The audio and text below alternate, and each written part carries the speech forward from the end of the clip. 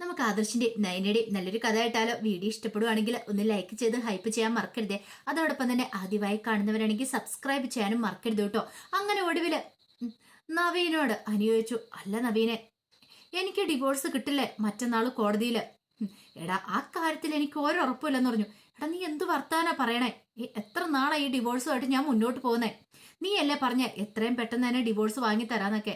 എടാ, അത് ഞാൻ പറഞ്ഞിട്ട് കാര്യമുണ്ടോ? അനാമി അവളുടെ വീട്ടുകാരും കോമ്പൻസേഷൻ വേണമെന്ന് പറഞ്ഞിരിക്കുന്നേ. പോരാത്തേന് നീ ആ അവന്തികയുടെ കഴുത്തിൽ താലി അർത്താൻ പോവാ. അതായത് അവളുമായിട്ടുള്ള ഡിവോഴ്സ് കഴിയാതെ. അപ്പൊ പിന്നെ അവള് നിനക്ക് പെട്ടെന്ന് ഡിവോഴ്സ് തരുമെന്ന് തോന്നുന്നുണ്ടോ? ഒന്നെങ്കിൽ കോമ്പൻസേഷൻ കൊടുക്കുവാണെങ്കിൽ പെട്ടെന്ന് തന്നെ ഡിവോഴ്സ് കിട്ടുമായിരിക്കും. എടാ, അപ്പൊ നിന്നെ കൊണ്ട് പറ്റില്ലേ? എടാ, ഞാൻ എന്റെ കഴിവിന്റെ മാക്സിമം പരിശ്രമിക്കുന്നുണ്ട്. ഡിവോഴ്സ് തരുന്ന ആള് ഞാനല്ലല്ലോ, കോടതി ജഡ്ജല്ലേ പറയണേ. പിന്നെ അനാമിക സമ്മതിച്ചാൽ മാത്രമല്ലേ ഡിവോഴ്സ് കിട്ടത്തുള്ളൂ.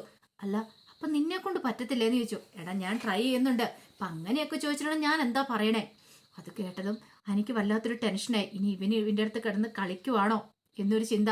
തനിക്ക് ഡിവോഴ്സ് കിട്ടിക്കഴിഞ്ഞിട്ടുണ്ടെങ്കിൽ താൻ നന്ദുവിന്റെ പിന്നാലെ പോയാലോ എന്ന് ഓർത്തിട്ടായിരിക്കുമോ ഇവന്.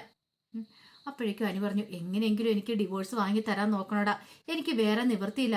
അല്ല, നിനക്കെന്താ അവന്തിയെ കല്യാണം കഴിക്കാൻ ധൃതിയായോ? ഇതേ ഒന്നും മിണ്ടാതെ പോയിക്കോ. അവന്തിയെ എന്നാ ഞാനും തമ്മിലുള്ള ബന്ധമൊന്നും നടക്കാൻ പോകുന്നില്ല. പിന്നെ എന്താടാന്ന് ചോദിച്ചു. ഒന്നുമില്ലാന്ന് പറഞ്ഞു. അങ്ങനെ അനി അങ്ങോട്ട് പോയി കഴിഞ്ഞപ്പോ നവീൻ മനസ്സിൽ പറഞ്ഞു, ഇപ്പോഴും നീയും നന്ദു എന്നോട് തുറന്നു പറഞ്ഞിട്ടില്ല നിങ്ങൾ തമ്മിൽ പരസ്പരം ഇഷ്ടമാണ്. കുറച്ചൊന്നും കിടന്ന് വിഷമിക്ക്. എന്താണെങ്കിലും എന്നെ ഇത്രയിട്ട് വെള്ളം കുടിപ്പിച്ചല്ലേ. പക്ഷെ എപ്പോഴും നിങ്ങളോടൊപ്പം തന്നെ ആയിരിക്കും ഞാൻ. നിങ്ങളെ ഒന്നിപ്പിക്കാനാ ഞാൻ മാക്സിമം ശ്രമിക്കുള്ളൂ. എത്രയും പെട്ടെന്ന് തന്നെ അനാമയായിട്ടുള്ള ഡിവോഴ്സ് നടക്കണം. അത് മാത്രമാണ് എൻ്റെ ഇപ്പം ലക്ഷ്യം. കാരണം നിങ്ങൾ ഒന്നിക്കാനായിട്ട് ഞാനും ഇപ്പം ആഗ്രഹിക്കുന്നുണ്ട്. ഞാൻ ആഗ്രഹിച്ച പെൺകുട്ടിയെ നന്ദു. പക്ഷേ എങ്കിൽ എൻ്റെ കൂട്ടുകാരന് വേണ്ടിയിട്ട് ഞാൻ അവളെ നിനക്ക് തന്നെ വിട്ടു തരുക. നിങ്ങൾ രണ്ടുപേരും എനിക്ക് പ്രിയപ്പെട്ടവരാണ്. നവീൻ്റെ മനസ്സിൽ അങ്ങനെ ഒരു ചിന്തയായിരുന്നു. നവീനൊട്ടും വൈരാഗ്യം ദേഷ്യമൊന്നും തോന്നിയതുമില്ല. കാരണം അവർ തമ്മിൽ അത്ര ഇഷ്ടത്തിലാന്നുള്ള കാര്യം നവീനും അറിയായിരുന്നു. പിന്നീട് വല്ലാത്തൊരു ധർമ്മസങ്കടത്തിലാണ് അജയന്. എന്ത് ചെയ്യണമെന്ന് അറിയത്തില്ല. നന്ദുവിന്റെ കാര്യത്തിൽ അനി ഇങ്ങനെ നിർബന്ധം പിടിക്കുവാണെങ്കിൽ ബുദ്ധിമുട്ടായിരിക്കും. നന്ദു ഈ വീട്ടിലേക്ക് വന്നിട്ടുണ്ടെങ്കിൽ പഴയ പല കാര്യങ്ങളും ചിലപ്പോൾ അവളൊരു പോലീസുകാരിയെ കുത്തിപ്പോക്കുമോ എന്നൊരു ഭയം മനസ്സിലുണ്ടാവുന്നുണ്ട്. അപ്പോഴേക്കും ജാനകി അങ്ങോട്ടേക്ക് വന്നു. ജാനകി വന്നിട്ട് പറഞ്ഞു, രാജേട്ടാ, ഒരു കാര്യം ഞാൻ പറഞ്ഞേക്കാം. അനിയുണ്ടല്ലോ, അവൻ എന്നെ വെല്ലുവിളിക്കും പോലെ പറഞ്ഞു. അവന്റെ മനസ്സിലൊരു പെണ്ണുണ്ട്, അത് നന്ദുവാണ്. അവളെ മാത്രമോ കല്യാണം കഴിക്കുള്ളൂന്ന്. അല്ലെങ്കിൽ അവൻ വിവാഹബന്ധം പോലും വേണ്ടെന്ന് വെക്കൂന്ന്. ആ നന്ദു എന്ന് പറയുന്നവള് എങ്ങനെയെങ്കിലും ഒഴിവായി പോകാൻ നിർത്തിയിരിക്കുമായിരുന്നു. ആ നവീനുമായിട്ടുള്ള ആലോചന അതെങ്ങനെയും നടന്നാൽ മതി എന്ന് ഓർത്തിരിക്കുമ്പോഴാ അവൻ ഇങ്ങനെ ഒരു കാര്യം പറയണേ. അജയേട്ടാ, ഇനി മിണ്ടാതിരിക്കരുത്, അവനോട് കാര്യങ്ങളൊക്കെ സംസാരിക്കണം. അപ്പോഴേക്കും അജയൻ പറഞ്ഞു, നീ ഒന്നും മിണ്ടാതെ പോകുന്നുണ്ടോ? എനിക്ക് എന്ത് ചെയ്യണമെന്ന് പോലും അറിയത്തില്ല. അല്ലെങ്കിൽ തന്നെ മനുഷ്യൻ ഇവിടെ ടെൻഷനായിട്ട് ഒരു രക്ഷയില്ല. അല്ല, അജയൻ എന്താ ഇത്രമാത്രം ടെൻഷന്? ആദർശ് നാഗേന്ദ്രന്റെ കാര്യം ചോദിച്ചുകൊണ്ട് വന്നിട്ടുണ്ട്. പെട്ടെന്ന് ഒരു നിമിഷം ജാനകി ഞെട്ടി. ജാനകി ചോദിച്ചു, നാഗേന്ദ്രന്റെ കാര്യം? അതെ, ഈ വീട്ടിൽ നിന്ന് അവനെ നാഗേന്ദ്രനെ ഇറക്കി വിടാൻ ഉള്ള കാരണം എന്താണെന്ന് ചോദിച്ചുകൊണ്ട്. ആദർശിന്റെ കാര്യം അറിയാലോ, അവൻ എന്തെങ്കിലും മനസ്സിൽ തട്ടിയിട്ടുണ്ടെങ്കിൽ പിന്നെ അവൻ അതിനെക്കുറിച്ച് വീണ്ടും വീണ്ടും അന്വേഷിച്ചുകൊണ്ടിരിക്കും. പോരാത്തേന് നന്ദുവിനെ കല്യാണം കഴിക്കണമെന്ന് പറഞ്ഞ് വാശി പിടിച്ചിരിക്കുവാനി. അത് തന്നെയാ അജേട്ടാ ഞാൻ പറഞ്ഞ, ഒരു കാരണവശാലും ആ ബന്ധം നടക്കാൻ പാടില്ലെന്ന്. നന്ദു ഈ വീട്ടിലേക്ക് വരാൻ പാടില്ല. നമ്മൾക്ക് പറയാനല്ലേ പറ്റുള്ളൂ. ഒരു കാര്യം ചെയ്യാം, എത്രയും പെട്ടെന്ന് തന്നെ അനാമികയുടെ ഡിവോഴ്സ് നടത്തിയിട്ട് ഇനിയിപ്പോൾ കോമ്പൻസേഷൻ വേണമെങ്കിൽ കൊടുക്കാമെന്ന് പറയാം അച്ഛനോട്. അങ്ങനെ കൊടുത്തിട്ട് അനാമികയായിട്ടുള്ള ഡിവോഴ്സ് നടത്തണം. എന്നിട്ട് അവന്തികയുടെ അനിയുടെയും കൂടെ കല്യാണം നടത്താൻ നോക്കാം. ജാനകി പറഞ്ഞു, അതും ശരിയാന്ന് എനിക്ക് തോന്നുന്നുണ്ട്. പക്ഷെ അനി സമ്മതിക്കുമെന്ന് എനിക്ക് തോന്നില്ല. അവര് കല്യാണം വേണ്ടെന്നാ പറയുന്നേ, നന്ദു അല്ലാതെ. ഒടുവിൽ അജയന് മുത്തശ്ശൻ്റെ അടുത്തേക്ക് ചെല്ലുവാണ്. മുത്തശ്ശൻ്റെ അടുത്ത് എന്നിട്ട് അനി പറഞ്ഞ കാര്യങ്ങളൊക്കെ പറയാണ്.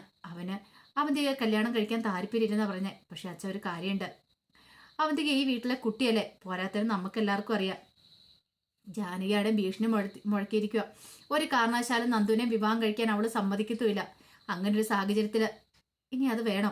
അനാമികയായിട്ടുള്ള ഡിവോഴ്സ് എത്രയും പെട്ടെന്ന് നടത്തിയിട്ട് അവന്തിക അനിയും തമ്മിലുള്ള വിവാഹം നടത്തുന്നതല്ലേ നല്ലത്. അപ്പോഴേക്കും മുത്തശ്ശൻ പറഞ്ഞു, എടാ, എനിക്ക് ആഗ്രഹമില്ലാഞ്ഞിട്ടാണോ? പക്ഷെ നീ ഒന്ന് ആലോചിച്ച് നോക്കിയേ, അനിയുടെ ഇഷ്ടം കൂടെ നോക്കണ്ടേ? അവനല്ലേ കല്യാണം കഴിക്കാൻ പോകുന്ന ആള്. അച്ഛ, അത് പിന്നെ എല്ലാ ഇഷ്ടങ്ങളും അവന് വേണ്ടി മാത്രം കൊടുത്തിട്ടുണ്ട് എങ്ങനെയാ ശരിയാവുന്നേ?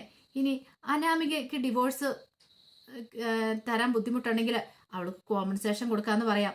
എത്ര കൊടുത്താലും ശരി എത്രയും പെട്ടെന്ന് അനിയെ മോചിപ്പിക്കണം വെച്ചാ. എന്നിട്ട് അവന്തികയുടെ അനിയുടെയും കൂടെ വിവാഹം നടത്തണം. അല്ലാതെ നന്ദു ഇവിടെ വന്നിട്ടുണ്ട് ശരിയാവുമെന്ന് എനിക്ക് തോന്നുന്നില്ല. അപ്പോഴേക്കും മുത്തശ്ശൻ പറഞ്ഞു, ആ നോക്കട്ടെ, പക്ഷെ ഈ പറയുന്ന വേണുവിന് കോമ്പൻസേഷൻ കൊടുക്കുന്ന കാര്യം എനിക്ക് ചിന്തിക്കാൻ പോലും പറ്റില്ല. നിനക്കറിയാലോ. അങ്ങനെ അവ സൂഹിക്കണ്ട. ഇത്രയും കാലം എന്റെ കുടുംബത്തിൽ വന്നിട്ട് എന്നെ ചതിച്ചവൻ അവനും അവന്റെ മോളും എല്ലാരും കൂടെ ചേർന്നിട്ട് പോരാത്തന് കോടതി കയറ്റി. അതൊക്കെ നീ മറന്നോന്ന് ചോദിച്ചു. മറക്കാഞ്ഞിട്ടല്ല, പക്ഷെ അനിയുടെ കാര്യം ഓർത്തിട്ടാ അച്ഛാ. ഒടുവില് മുത്തശ്ശൻ പറഞ്ഞു, ഞാനൊന്ന് ആലോചിക്കട്ടെ എന്നൊക്കെ പറഞ്ഞു. പിന്നീട് നവീന് അനാമിയെ കാണാനായിട്ട് ചെല്ലുന്നുണ്ട്. അവരെ ചെന്ന് കണ്ട് കാര്യങ്ങൾ സംസാരിക്കുകയാണ്. ഡിവോഴ്സ് കൊടുക്കുവാണ് നിങ്ങൾക്ക് നല്ലത്, പക്ഷെ അല്ലാത്ത പക്ഷം അവന്റെ ഭാഗത്തുനിന്ന് കോമ്പൻസേഷൻ കാര്യങ്ങളൊന്നും കിട്ടുമെന്ന് തോന്നില്ല. മര്യാദയ്ക്കാണെങ്കിൽ കോമ്പൻസേഷൻ വാങ്ങി തന്നേനും. നിങ്ങൾ അതിൻ്റെ ഇടയ്ക്ക് കയറി കളിച്ചോണ്ടല്ലേ. വേണു പറഞ്ഞു, അങ്ങനെയാണെങ്കിൽ ഞാനും എൻ്റെ മോളും ഡിവോഴ്സിന് സമ്മതിക്കില്ല, ഒരു കാരണവശാലും ഡിവോഴ്സ് കൊടുക്കില്ല എന്ന് പറഞ്ഞു. അപ്പോഴേക്കും നവീൻ പറഞ്ഞു, അങ്ങനെയാണെങ്കിൽ നിങ്ങൾ കോടതി നന്നായിട്ട് വിഷമിക്കും, ഡിവോഴ്സ് കൊടുക്കുന്നതിനെ നീക്ക് നല്ലതെന്ന് പറഞ്ഞു. അനാമികയും വേണു ആകെപ്പാടെ പെട്ടുപോയി. എന്ത് ചെയ്യണം എന്നറിയത്തില്ലാത്തൊരു കൺഫ്യൂഷൻ. കാരണം നവീൻ്റെ സ്വഭാവം നന്നായിട്ടറിയാം. നവീൻ ശരിക്കും ഒന്ന് വാദിക്കുവാണെങ്കിൽ കോടതിയിൽ നിന്ന് തന്നെ പറയും, ഡിവോഴ്സ് കൊടുക്കാൻ പറയും. തൻ്റെ മകളുടെ സ്വഭാവം നന്നായിട്ട് ഈ പറയുന്ന വേണുവിനും അറിയാം. പോരാത്തിന് നേരത്തെ കോടതിയിൽ നടന്ന സംഭവങ്ങളും കാര്യങ്ങളൊക്കെ അതൊക്കെ തെളിവായിട്ട് ഇവിടെ കുടുംബ കോടതി ഹാജരാക്കിയിട്ടുണ്ടെങ്കിൽ പെട്ടെന്ന് തന്നെ എനിക്ക് ഡിവോഴ്സ് കിട്ടുമെന്നുള്ള കാര്യം വ്യക്തമായിരുന്നു. അതേസമയം അവധിക നാഗേന്ദ്രനെ കാണാൻ ചെന്നിട്ട് പറഞ്ഞു, അച്ഛാ, അനിയന്റെ അനാമികയുടെ ഡിവോഴ്സാണ് മറ്റന്നാൾ. അതിന്റെ കേസും കാര്യങ്ങളും കുടുംബക്കൂടെ നടക്കുക. എങ്ങനെയെങ്കിലും ഈ ഡിവോഴ്സ് വാങ്ങിച്ചെടുക്കണം. അനാമിക ഇതിൻ്റെ അകത്തുനിന്ന് പിന്മാറിയില്ലെങ്കിൽ വീണ്ടും എൻ്റെ കല്യാണം കാര്യങ്ങളും നീണ്ടുപോയി പോകുമെന്ന് പറഞ്ഞു. അത് കേട്ടപ്പോൾ നാഗേന്ദ്രൻ പറഞ്ഞു, അതൊക്കെ ഞാൻ വേണ്ടതുപോലെ ചെയ്തോളാം മോളെ. അല്ല, കോമ്പൻസേഷൻ കൊടുക്കാനായിട്ട് അനന്തപുരിയിലുള്ളവർ തയ്യാറാവുമെന്ന് എനിക്ക് തോന്നുന്നില്ല. അങ്ങനെയാണെങ്കിൽ വീണ്ടും അവൾ ഈ ഡിവോഴ്സുമായിട്ട് മുന്നോട്ട് പോയിട്ടുണ്ടെങ്കിൽ. അത് കേട്ടപ്പോൾ നാഗേന്ദ്രൻ പറഞ്ഞു, മോൾക്കെന്താ ഭയമുണ്ടോയെന്ന് ചോദിച്ചു. അതല്ല അച്ഛാ, എനിക്ക് എങ്ങനെയാലും അനിയണ്ണ സ്വന്തമാക്കിയാൽ മതിയുള്ളൂ. അച്ഛനോ അറിയാലോ, ഒരു പക്ഷേ ആ നന്ദു എന്ന് പറയുന്നവൾ ഇതിൻ്റെ ഇടയ്ക്കിലേക്ക് കേട്ടിട്ടുണ്ടെങ്കിൽ ഉദ്ദേശിച്ച പോലെ കാര്യങ്ങളും നടക്കില്ല. അച്ഛൻ്റെ ആഗ്രഹം സബലീകരിക്കുകയാണെങ്കിൽ ഈ ബന്ധം നടന്നേ മതിയുള്ളൂ. അത് അനിയണ്ണോടുള്ള ഇഷ്ടം കൊണ്ടൊന്നും അല്ലെന്നറിയാലോ. അനന്തപുരിക്കാരെ തറ പറ്റിക്കണമെങ്കിൽ ഇത് മാത്രമേ ഒരു പോംവഴിയുള്ളൂ. പക്ഷെ അത് എത്രയും പെട്ടെന്ന് തന്നെ നടക്കണം. അത് കേട്ടതും നാഗേന്ദ്രൻ പറഞ്ഞു, മോള് വിഷമിക്കൊന്നും വേണ്ട, ധൈര്യമായിട്ട് പോയിക്കോ. എന്ത് ചെയ്യണമെന്ന് എനിക്കറിയാം. വേണ്ടതുപോലെ തന്നെ ഞാൻ ചെയ്തോളാം. അതൊന്നും ഓർത്തിട്ട് മോൾ ഇനി ഒരു കാര്യത്തിലും ടെൻഷൻ അടിക്കണ്ടെന്ന് പറഞ്ഞു. ഞാൻ എന്താണെങ്കിലും അബിയെ വിളിപ്പിച്ചിട്ടുണ്ട്, അവൻ വരട്ടെ. അവനോടും കൂടി എനിക്ക് കുറച്ച് കാര്യങ്ങളൊക്കെ സംസാരിക്കാനുണ്ടെന്ന് പറഞ്ഞു. അങ്ങനെ അവന്തികയെ പറഞ്ഞ് സമാധാനിപ്പിച്ചു വിട്ടു. പിന്നീട് അബി വന്നു കഴിഞ്ഞപ്പോൾ അബിയോട് കാര്യങ്ങൾ സംസാരിക്കുകയാണ് നാഗേന്ദ്രൻ. എത്രയും പെട്ടെന്ന് നീ അനാമികയും വീട്ടുകാരും പോയി കാണണം. ഡിവോഴ്സിന് വേണ്ട എത്രയാന്ന് വെച്ചാൽ അവർക്ക് കൊടുക്കാമെന്ന് നീ പറയണം. അല്ലച്ചാ, അത് അത്രയും വലിയ തുകയൊക്കെ. എടാ, നിനക്കെന്താ ഭയമുണ്ടോ? ഞാൻ ഈ സമ്പാദിച്ചു കൂട്ടിയതല്ല എൻ്റെ മക്കൾക്ക് വേണ്ടിയിട്ടാ. അത് മാത്രമല്ല, അനന്തപുരിക്കാരെ ഇല്ലാതാക്കണമെങ്കിൽ എനിക്ക് അനിയും അവന്തികയും നമ്മളുടെ വിവാഹം നടന്നേ മതിയാവുള്ളൂ. അനിയാണ് ഇപ്പോഴത്തെ നമ്മുടെ തുറുപ്പ് ചീട്ട്. അവർ രണ്ടുപേരും കൂടെ വിവാഹം നടക്കണം. അനിയെ കെട്ടണം. എങ്കിൽ മാത്രമേ ഈ പറയുന്ന അനന്തമൂർത്തി എൻ്റെ മുന്നിൽ വരത്തുള്ളൂ എന്ന് പറഞ്ഞു. ഒടുവിൽ അഭി പറഞ്ഞു, ശരിയച്ചാ, അങ്ങനെയാണെങ്കിൽ ഞാൻ പോയി കണ്ട് സംസാരിക്കാന്നൊക്കെ പറഞ്ഞു. നാഗേന്ദ്രൻ്റെ മനസ്സിൽ പക അങ്ങനെ കയറുവാണ്. ഈ സമയത്ത് വല്ലാത്തൊരു ടെൻഷനിലായിരുന്നു നന്ദു. കാരണം നവീനോട് ഇനി എന്ത് സമാധാനം പറയും? കല്യാണാലോചനയുമായിട്ട് അവർ വീട്ടിലേക്ക് വന്നിട്ടുണ്ടെങ്കിൽ അതോടുകൂടി തനിക്കൊന്നും എതിർത്ത് പറയാൻ പറ്റാത്തൊരു സാഹചര്യമാണ്. അത് നവീനേട്ടൻ്റെ മുഖത്ത് നോക്കി നവീനേട്ടൻ്റെ ഇഷ്ടമില്ല എന്നങ്ങനെ പറയും. എന്ത് കാരണമാണെന്ന് ചോദിച്ചിട്ടുണ്ടെങ്കിൽ എന്ത് പറയും? അല്ലെങ്കിൽ നേരത്തെ തന്നെ പറയണമായിരുന്നു താനും അനിയും തമ്മിൽ ഇഷ്ടത്തിലാന്ന്. അത് പറഞ്ഞതുമില്ല. പക്ഷെ ഒരു കാരണവശാൽ ആ ബന്ധം നടക്കാനും പാടില്ല എന്നൊക്കെ ഒരു ചിന്തയായിരുന്നു നന്ദുവിൻ്റെ മനസ്സിൽ. അതിൻ്റെ കഥകളൊക്കെയാണ് കാണാൻ പോകുന്നത്. ഇനി എന്താണെങ്കിലും ഇനി നെക്സ്റ്റ് വീക്ക് പ്രൊമോയ്ക്കകത്ത് നമ്മൾ കാണാൻ പോകുന്നത് അജയൻ എന്തുകൊണ്ടാണ് നന്ദുവിനെ ഭയക്കുന്നത്, അല്ലെങ്കിൽ നന്ദുവിനെ പോലൊരു പോലീസ് ഓഫീസറെ വീട്ടിലേക്ക് വരുന്നതുകൊണ്ട് അജയൻ എന്താണ് ബുദ്ധിമുട്ടെന്നുള്ള കഥകളൊക്കെ ആയിരിക്കും നമ്മൾ കാണാൻ പോകുന്നത്. ആ വിശേഷങ്ങളൊക്കെ നമുക്ക് എല്ലാവർക്കും കാത്തിരിക്കാട്ടോ. ഒരിക്കൽ കൂടി എല്ലാവർക്കും ശുഭരാത്രി നേർന്നുകൊണ്ട് നിർത്തുന്നു. നന്ദി.